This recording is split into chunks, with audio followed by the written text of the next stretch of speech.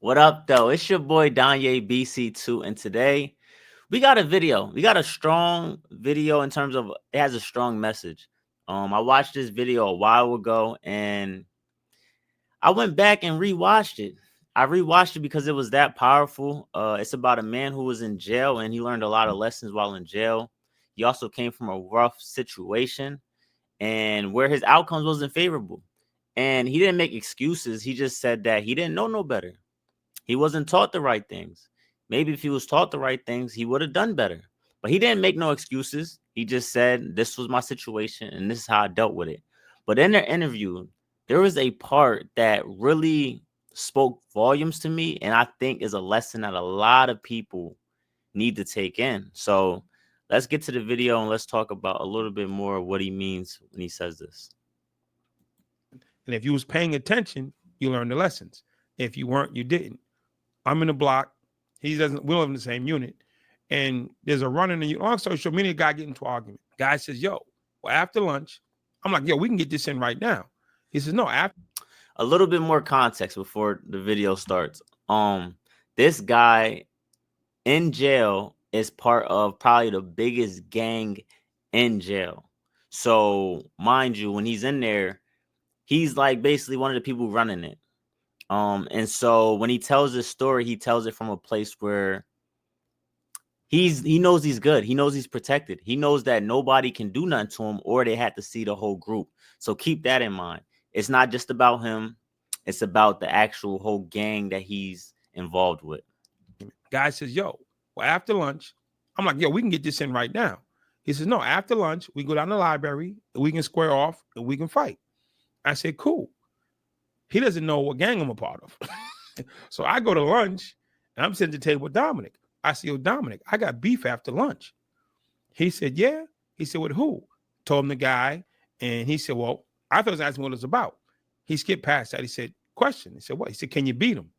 I said, No. Check this out. I'm going to go down there. I'm going to square up. I'm ready." He said, No. Can you beat him? I said, "I got the knife you gave me, man. I got the club. I'm going to hit him with the club, hit him with the move. You know what I'm saying? Seven taught me these moves. I'm going to what?" He said, "Man, shut the fuck up. I asked you a question.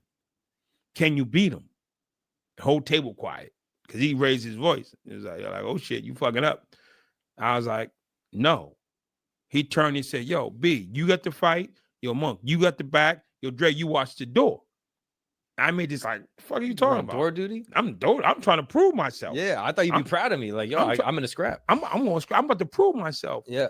He said, "Motherfucker, we don't take losses. And this ain't about you. It's about us. And we don't lose. So play your fucking position, watch the door. Because we don't lose. At no time is this about you. It's about us." I was like, okay. Wow. I felt like that spoke a lot of volumes because, of course, like he said, he's like, "Man, I'm trying to prove myself." And mind you, the guy he was talking about, who he was talking to, is Dominic, and Dominic was the leader of the biggest gang. So he was having a conversation with Dominic like, "Yo, I got to fight. You know what I mean? I'm trying to get busy." And Dominic's like, "Can you beat him?" And like he said, he was talking out like the main point was, can you beat him? And so he didn't feel like he could. So Dominic set it up to where that guy would get beat on. He knew somebody that could beat him, no questions about it, because like he said, they don't take losses. They do not take losses. And I feel like you should be using this in your life, not in terms of fighting, but in terms of put yourselves in the best position where you look the best.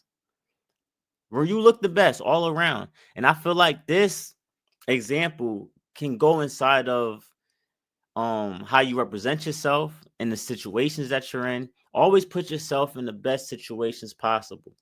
And man, this, like I said, it was a great story. But personally, like for myself, I'll say is I try to be mindful of everything that I do. I try to be very intentional. I don't try to make moves or make decisions based off of emotions, because I feel like a lot of people, that's where people go wrong. You make an emotional decision.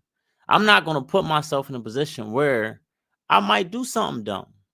You know what I mean? Even like people, let's say you have a gun And let's say you legally have a gun, you can carry, and you're taking your gun to, let's say, altercations where you know could go left. That's being dumb. That's putting yourself in a spot where you cannot win. You know what I mean? That's like an example.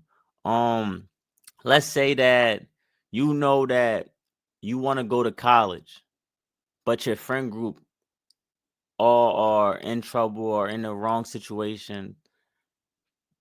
You putting yourself in a position with your friends that aren't leading you nowhere, it's not good. And like I said, this sounds crazy to try to transition from the jail story to real life, but I think it goes hand in hand.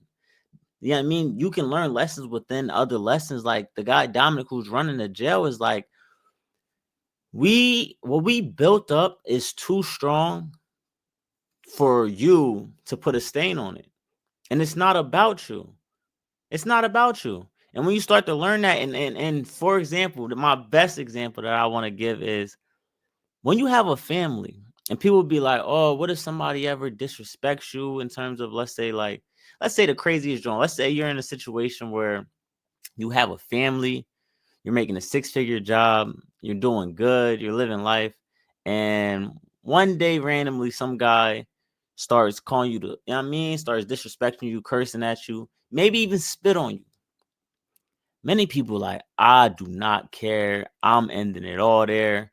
I'm going out. You know what I mean? I'm doing this, I'm doing that. I'm like, so you're willing to risk everything for your family, for your situation, because somebody disrespected you when you could have walked out of there alive still? I can't relate. I'm with Dominic. It's not about me, especially when family's involved and I'm trying to get somewhere. It's not about me. It's bigger than me. I need to be here and I need to be around for the people that love me, and I need to do the right thing and always put myself in position to win regardless. And nobody's going to knock me off of that. That's what that crash out guy who want to spit on me and do things, that's what he wants me to do. Is trick me out my spot, but it's not going to happen. Now, if I'm in a life or death situation where I might have to use it, then I'm going to use it. But if I'm not in a life or death situation, if I can get up out of there, and you live to fight another day. At the end of the day, when I go home at night in my 6-figure job, in my nice crib, in my car, and that guy's going home to his bum life, who really won that situation? So you let me know. If you like this video, please, comment down below and let me know. Hit that like and subscribe button. We're trying to gain as much subscribers and views, man. I'm trying to get monetized. I'm going crazy. But until next time, I'm going to holla at y'all.